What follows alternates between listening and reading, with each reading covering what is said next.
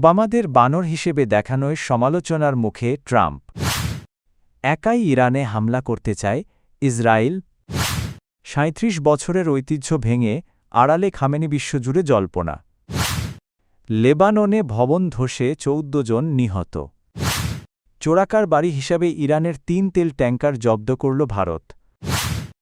মার্কিন president Donald Trump সামাজিক যোগাযোগ মাধ্যমে একটি বিতর্কিত ভিডিও পোস্ট করার পর ব্যাপক সমালোচনার মুখে পড়েছেন।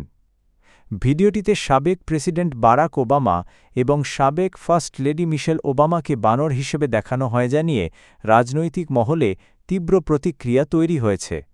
১ মিনিটের ওইবিডিওটি ট্রাম্পের মালিকানাধীন ট্রুথ সোশ্যাল প্ল্যাটফর্মে প্রকাশ করা হয়।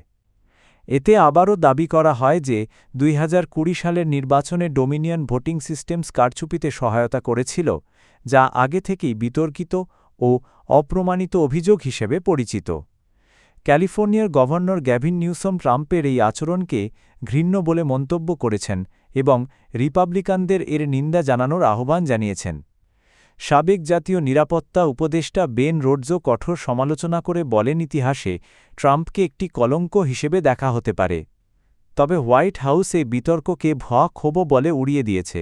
প্রেস সেক্রেটারি ক্যারোলিন লেভিট জানিয়েছেন, এটি কেবল একটি ইন্টারনেট মিম ভিডিও এবং সমালোচকদের গুরুত্বপূর্ণ ইস্যুতে মনোযোগ দেওয়ার আহ্বান জানান।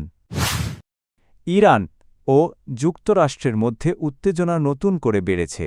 সম্ভাব্য হামলার প্রস্তুতি হিসেবে যুক্তরাষ্ট্র আরব সাগরে যুদ্ধবিমানবাহী রণতরী ইউএসএস আব্রাহাম লিঙ্কন সহ একাধিক ডেস্ট্রয়ার মোতায়েন করেছে। ফলে যে কোনো সময় সংঘাতের আশঙ্কা তৈরি হয়েছে। উত্তেজনা কমাতে গত শুক্রবার ওমানের রাজধানী মাস্কটে ২ দেশ পরোক্ষ আলোচনায় বসে। তবে আলোচনায় উল্লেখযোগ্য অগ্রগতি হয়নি বলে ধারণা করা হচ্ছে। বৈঠকের পরই যুক্তরাষ্ট্র ইরানের তেল পরিবহন ব্যবস্থার ওপর নতুন নিষেধাজ্ঞা আরোপ করে। পাশাপাশি পরমাণু কর্মসূচি বন্ধ এবং দূরপাল্লার ক্ষেপণাস্ত্র উন্নয়ন থামানোর মতো কয়েকটি শর্ত দিয়েছে ওয়াশিংটন। অন্যদিকে ইরান জানিয়েছে, তারা আলোচনার পথ খোলা রাখলেও যুদ্ধের জন্য প্রস্তুত।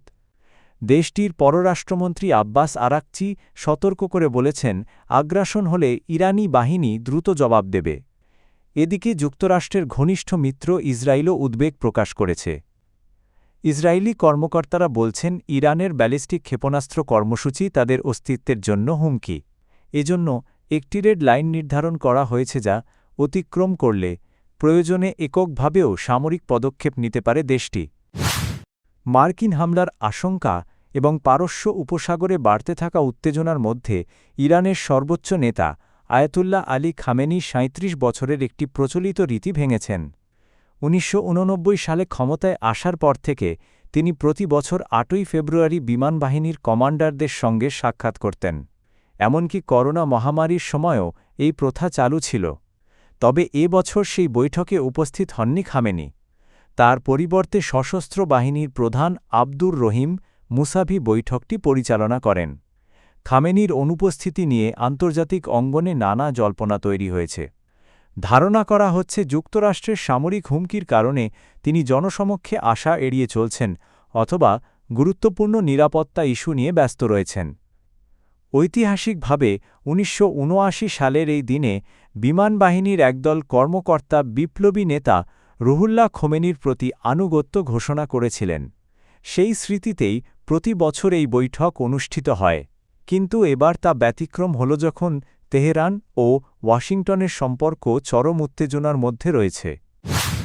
লেবাননের ত্রিপলি শহরে পাশাপাশি ২টি আবাসিক ভবন ধসে অন্তত ১৪ জন নিহত হয়েছেন।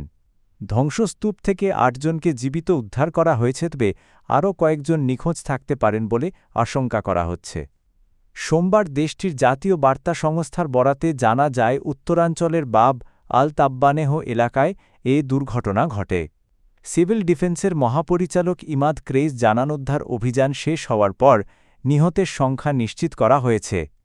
কর্মকর্তারা বলছেন, ভবন দুটিতে ঠিক কতজন অবস্থান করছিলেন তা নিশ্চিত নয়, তবে প্রাথমিক তথ্য অনুযায়ী সেখানে প্রায় ২২ জন বাসিন্দা থাকতে পারেন। স্থানীয় প্রশাসন জানিয়েছে, ত্রিপলিতে সাম্প্রতিক সপ্তাহগুলোতে একাধিক পুরনো ভবন ধসে পড়ার ঘটনা ঘটেছে। বিশেষজ্ঞদের মতে, জরাজীর্ণ অবকাঠামো এবং দীর্ঘদিনের অবহেলাই এ ধরনের দুর্ঘটনার প্রধান কারণ। ভারতের কোস্টগার্ড আরব সাগরে অভিযান চালিয়ে ইরানের তেল পরিবহনের সঙ্গে সংশ্লিষ্ট ৩টি ট্যাঙ্কার জব্দ করেছে। আন্তর্জাতিক তেল পাচার চক্রের বিরুদ্ধে অভিযানের অংশ হিসেবে মুম্বাইয়ের পশ্চিমে প্রায় ১০০ নটিক্যাল মাইল দূরে জাহাজগুলো আটক করা হয়। কোস্টগার্ড জানায় আধুনিক নজরদারি প্রযুক্তি ও গোয়েন্দা তথ্য বিশ্লেষণের মাধ্যমে ৬ ফেব্রুয়ারি জাহাজগুলো শনাক্ত করা হয়। প্রাথমিক তদন্তে ধারণা করা হচ্ছে আন্তর্জাতিক জলসীমায় মাঝসমুদ্রে তেল স্থানান্তরের মাধ্যমে নিষেধাজ্ঞা এড়িয়ে তেল পরিবহন করছিল একটি সংঘবদ্ধ চক্র। আইনি প্রক্রিয়ার জন্য জাহাজগুলো মুম্বাই বন্দরে নেওয়া হচ্ছে। পর্যবেক্ষণ সংস্থার তথ্য অনুযায়ী আটক ট্যাঙ্কারগুলোর নাম স্টেলার রুবি চিল্টার্ন এবং অ্যাসফাল্ট স্টার। এগুলো আগে থেকেই যুক্তরাষ্ট্রের নিষেধাজ্ঞার আওতায় ছিল। ওয়াশিংটনের দাবি ইরান তেল রপ্তানির ওপর আরোপিত নিষেধাজ্ঞা এড়াতে যে শ্যাডো ফ্লিট ব্যবহার করছেই জাহাজগুলো তারই অংশ। এই ঘটনার ফলে ইরানের তেল বাণিজ্য ঘিরে আন্তর্জাতিক উত্তেজনা আরও বেড়েছে। সম্প্রতি যুক্তরাষ্ট্র নতুন নিষেধাজ্ঞা আরোপ করায় মধ্যপ্রাচ্যে সম্ভাব্য সংঘাত নিয়ে উদ্বেগও বাড়ছে।